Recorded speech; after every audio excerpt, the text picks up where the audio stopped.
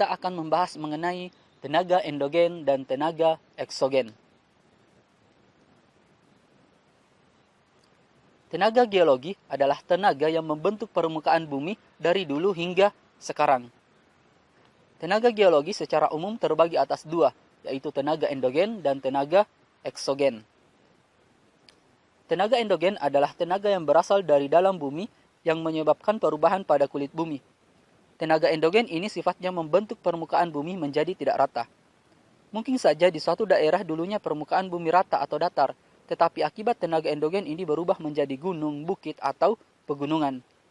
Pada bagian lain permukaan bumi turun menjadi adanya lembah atau jurang. Secara umum, tenaga endogen terbagi atas tiga, yaitu tektonisme, vulkanisme, dan seisme atau gempa bumi. Ini adalah gambar vulkanisme, yaitu terjadinya gunung meletus. Yang kedua adalah tenaga eksogen. Tenaga eksogen ialah tenaga yang berasal dari luar bumi, sifatnya merusak atau merombak permukaan bumi yang sudah terbentuk oleh tenaga endogen. Tenaga eksogen juga mengakibatkan bentuk-bentuk muka bumi. Tenaga eksogen dapat berasal dari tenaga air, angin, organisme yang menyebabkan terjadinya proses pelapukan, erosi, denudasi, dan sedimentasi pada permukaan bumi. Ini adalah contoh gambar proses sedimentasi, yaitu delta.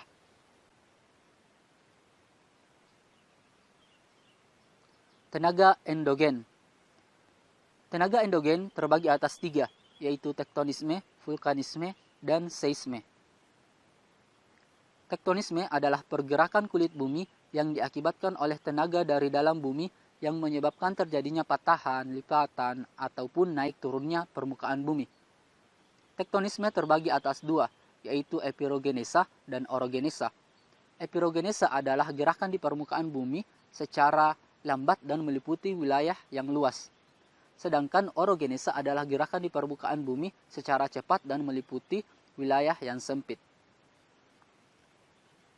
Epirogenesa terbagi atas dua, yaitu epirogenesa positif dan epirogenesa negatif. Epirogenesa positif yaitu gerakan turunnya permukaan bumi sehingga laut seolah-olah mengalami kenaikan. Sedangkan epirogenesa negatif yaitu gerakan naiknya permukaan bumi sehingga laut seolah-olah mengalami penurunan. Ini adalah gambar contoh terjadinya tektonisme, yaitu lipatan. Ini membentuk perbukitan atau gunung lipatan. Vulkanisme. Vulkanisme adalah semua peristiwa yang berhubungan dengan naiknya magma ke permukaan bumi melalui retakan dalam kerak bumi atau melalui sebuah pita sentral yang disebut terusan kepundan atau diatrema. Magma yang keluar sampai ke permukaan bumi disebut lava. Aktivitas magma disebabkan oleh tingginya suhu magma dan banyaknya gas yang terkandung di dalamnya sehingga dapat terjadi retakan-retakan dan pergeseran lempeng kulit bumi. Magma dapat berbentuk gas padat dan cair. Ya, ini adalah contoh vulkanisme terjadinya gunung meletus. Yang ketiga adalah seisme. Seisme adalah getaran yang terjadi karena adanya tumbukan energi yang membuat lempeng benua dan lempeng samudera bergetar. Jika tumbukan energinya besar, maka energinya akan mampu menggetarkan lempeng benua dan lempeng samudera di sekitarnya yang kemudian kita kenal dengan gempa bumi. Getaran tersebut dapat berupa getaran besar dan getaran kecil yang menentukan besarnya kerusakan di permukaan bumi. Ini adalah bangunan roboh yang disebabkan oleh gempa bumi.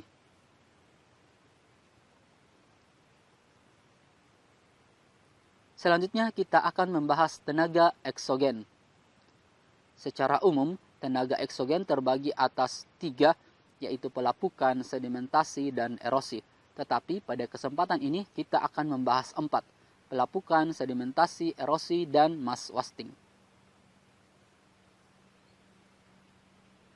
Yang pertama adalah pelapukan.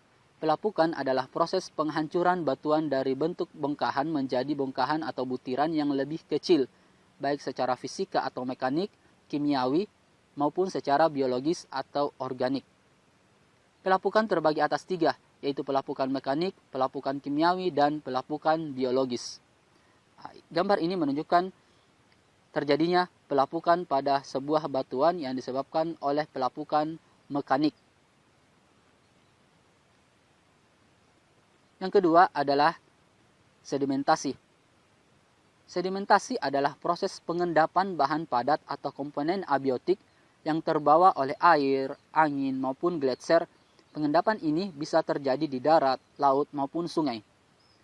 Sedimentasi berdasarkan tempat pengendapannya terbagi atas 5, yaitu sedimentasi fluvial, sedimentasi terrestris atau yang terjadi di gurun dan pantai berpasir, sedimentasi limnis yang terjadi di danau, sedimentasi marin yang terjadi di laut, dan sedimentasi glasial yang terjadi di es.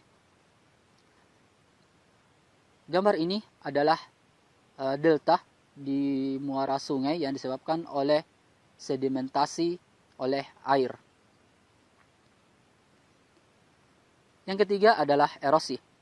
Erosi adalah suatu proses terkikisnya tanah atau batuan dan kemudian dipindahkan ke tempat lain oleh kekuatan air, angin, es, atau kekuatan gravitasi.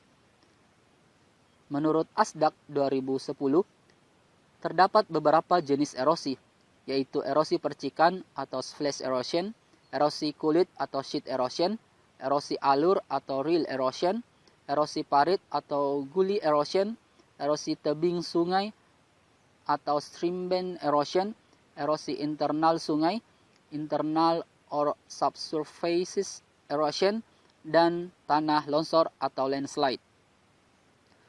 Gambar ini menunjukkan terjadinya erosi di pinggir sungai. Yang keempat adalah mass wasting. Beberapa orang menyamakan erosi dengan mass wasting atau mass wasting menjadi bagian dari erosi. Tetapi pada kesempatan ini kita bedakan.